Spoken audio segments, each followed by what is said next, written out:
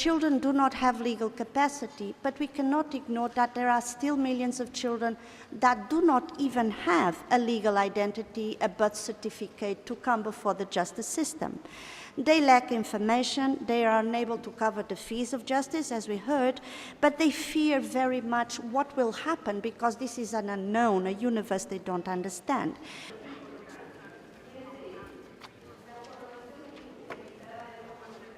In most countries, the legislation doesn't allow children with disabilities to swear on oath, to sign a document, or to be taken seriously if they want to bring a testimony to a case that affects them.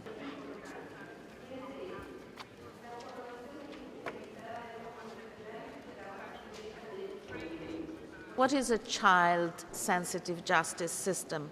It is one that understands and respects the rights of children, that recognizes their unique vulnerabilities, whether they're coming into contact with the law as victims themselves, as witnesses, as offenders, complainants, or in fact for any other reasons that may be related to care, custody, or protection for them.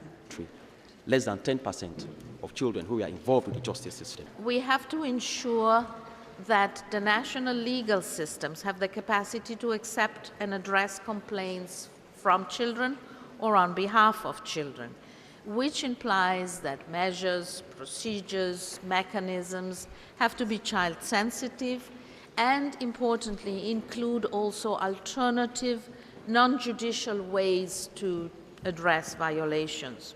Police stations and communities.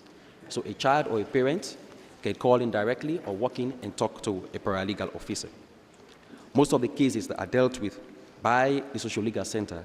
Without accountability mechanisms and the possibility to claim for protection and redress, human rights instruments, even if widely ratified, are just words. As stated by the United Nations Committee on the Rights of the Child, and I quote, "For rights to have meaning, effective remedies must be available to redress violations." Access to justice is therefore a necessary aspect of child rights realization, although it is not, of course, the only measure of implementation.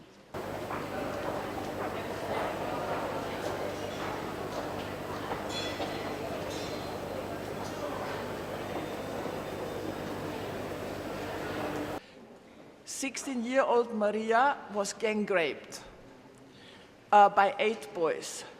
That was quite harassing, but more harassing was the procedure afterwards, when she had no legal assistance because that was not provided in the law.